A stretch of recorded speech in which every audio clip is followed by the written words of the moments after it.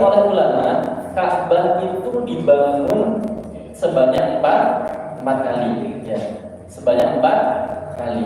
Dan saya tuliskan di situ. Yang pertama, ya, sebelum kaum Quraisy itu membangun, maka ada yang membangun pertama kali. Siapa? Nabi Ibrahim yang dibantu oleh anaknya. Siapa? Ismail. Maka inilah bangunan yang pertama kalinya. Ka'bah dibangun itu oleh siapa pertama kali? Nabi Ibrahim dan Ismail. Ya, ini pertama kali dibangun. Meskipun nanti ada perbedaan pendapat, ya. Ada yang mengatakan Nabi Adam. Ya, ada pendapat lain yang mengatakan yang membangun pertama kali siapa? Nabi Adam. Maka katanya pendapat yang lain, Nabi Ibrahim hanya memperbaiki. Dulu masih ada bekas-bekas fondasinya. Ya, terus Nabi Ibrahim membangun kembali Ka'bah. Tapi pendapat yang kuat, sebagaimana yang dikatakan oleh Syekh Muhammad Al-Budi adalah yang pertama kali membangun Ka'bah adalah Nabi Ibrahim dan anaknya Ismail. Jadi kalau ditanya yang pertama kali membangun Ka'bah siapa?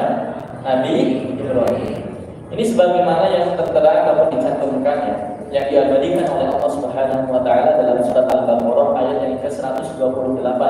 Wa idh yarfa'u Ibrahimu al-qawa'ida minal baiti wa Ismail rabbana taqabbal minna innaka antas samiul 'alim.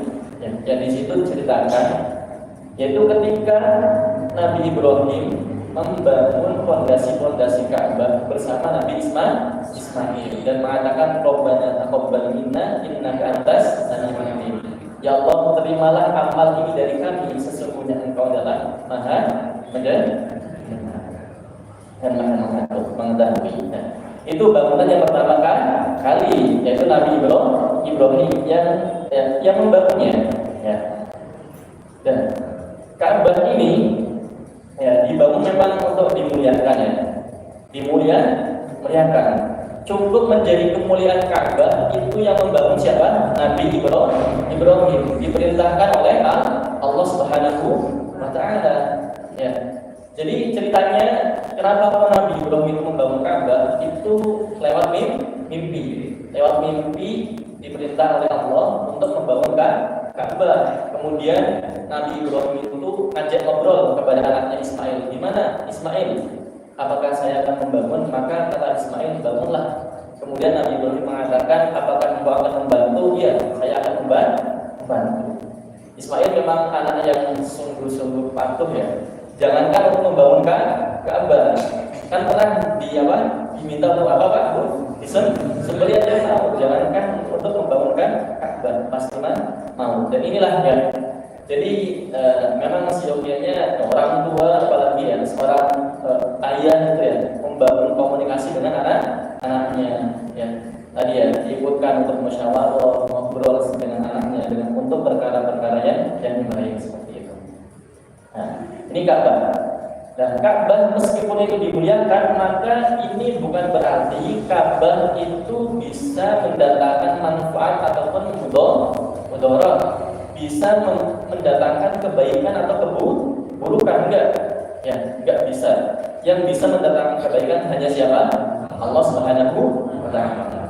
Dan ketika kita misal disunahkan, ya, ketika tawaf itu untuk apa? Menyentuh Hajar Aswad atau menciumnya, itu bukan berarti kita sedang beribadah kepada Ka'bah, tapi kita beribadah kepada Allah Subhanahu wa taala.